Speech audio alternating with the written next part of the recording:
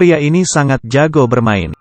Ia mengambil tangga, lalu melihat ke arah sosok bidadari perunggu. Berjalan ke depan. Pembuktian pun dimulai. Bisa disimpulkan, ternyata dia panik. Semua penonton terkejut padanya. Ditambah tatapan si manusia perunggu yang penuh amarah. Membuatnya tidak bisa apa-apa. Tidak berkutik sama sekali. Pria itu berpura-pura tetap gagah dan keren. Hanya bisa pergi meninggalkan kerumunan. Sekembalinya ke pantai, rasa sentuhan tadi masih terngiang di kepala. Namun, muncullah seorang gadis cantik di hadapannya. Memberi tamparan yang mengembalikannya pada realita. Awei dibuat termangu. Sang teman pun membela. Tak disangka Amei berkata, "Aku adalah Putri Duyung yang diraba temanmu." Mereka sekejap mengerti. Paham bahwa Xiaomei sedang menginterogasinya. "Saat kamu merabaku, apakah kamu tahu bahwa aku adalah manusia?" Awei tentu saja pura-pura tidak tahu. Setelah Amei mendengar, ia malah dengan wajah berseri berbicara kepada temannya. "Kalian sudah dengar? Dia bilang dia tidak tahu, kok. Dia tidak tahu kalau aku manusia." Astaga, dia sangat lugu. Namun setelah Xiaomei mengalihkan pandangannya kembali, seketika Awei luluh. Ini bukan keluguan. Satu kalimat, cantik dan polos. Kemudian, keduanya selalu saling bertemu, membuat bunga cinta bermekaran. Sayangnya, itu membuat Amei hamil. Harusnya ini menjadi kabar gembira. Tapi Awei bersikeras akan membawa Amei ke rumah sakit untuk aborsi. Tak peduli bagaimana Amei memohon. Dia tetap tidak peduli. Bahkan sampai mendorong Amei masuk ruang operasi. Lalu pergi. Tapi yang aneh adalah, di tempat yang tidak terlihat Amei, Awei berlutut sambil menangis. Lantas apa yang menjadi keluh kesahnya? Bagaimana rasanya dibesarkan oleh wanita kaya? Tatapan ini penuh rasa tidak suka. Namun wanita kaya itu tidak peduli. Dia langsung mengambil sebuah baju pesta.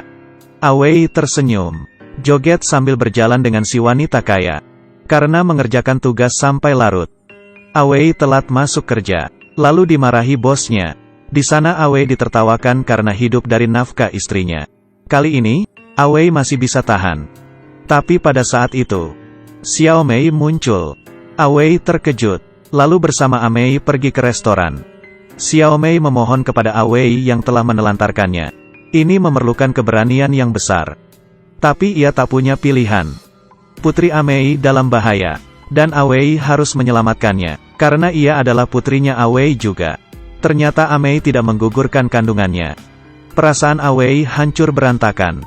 Dirinya ternyata memiliki seorang putri. Perasaannya semakin rumit. Hari kedua, ia masuk ke dalam ruang perawatan anak-anak.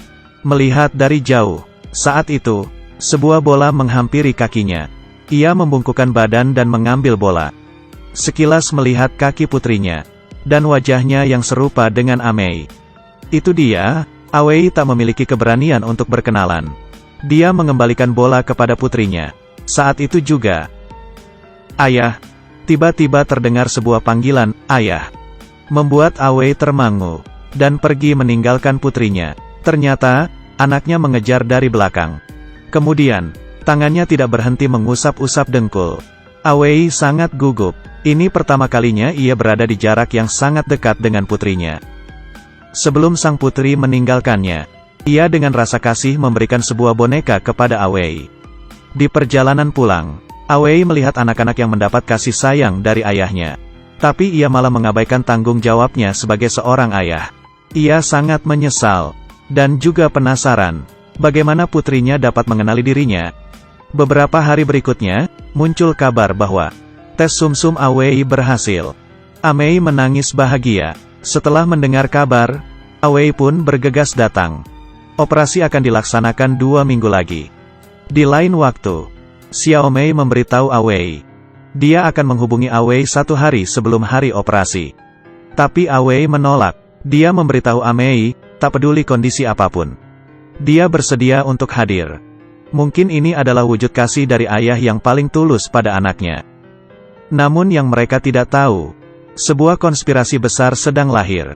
Pria yang terbaring di atas lumuran darah pun terbangun. Ia berjuang untuk bangkit berdiri. Sebuah tangan yang berlumuran darah muncul dengan mengenaskan. Melihat lengan ke atas, ternyata adalah seorang wanita yang sekujur tubuhnya telah dilumuri darah. Ketakutan menghantui alam bawah sadarnya. Tangannya menggenggam sebilah pisau. Dia menarik napas dalam-dalam. Tidak paham apa yang sebenarnya terjadi. Baru saja ingin membangunkan wanita tersebut. Polisi datang. Ia pun ditangkap. Pria ini sungguh adalah Awei. Beberapa jam sebelumnya, Awei baru keluar dari rumah sakit.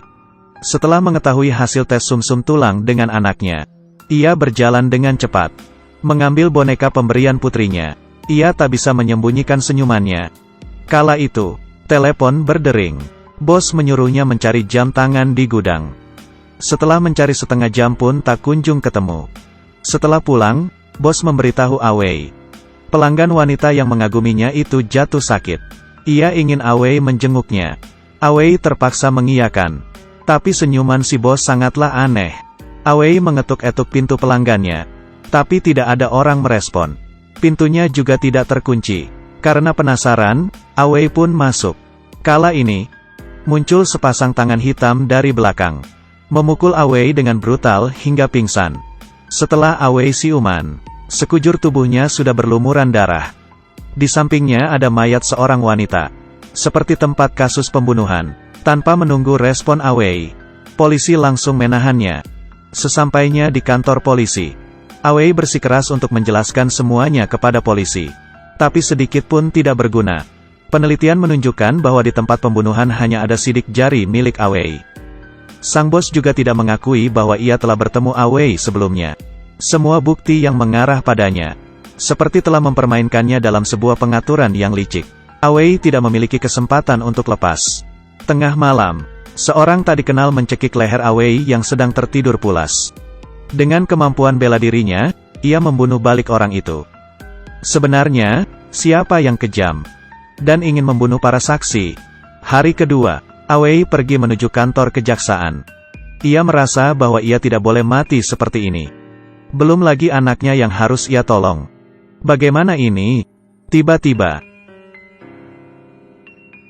sebuah truk menabrak mobil polisi yang ditumpangi Awei hingga terbalik. Jalanan seketika menjadi kacau. Awei mengeluarkan boneka pemberian putrinya. Saat itu, ia memutuskan untuk kabur. Ia harus hidup, ingin memberi dukungan pada putrinya saat menjalani operasi. Ia dengan susah payah mengeluarkan diri dari mobil.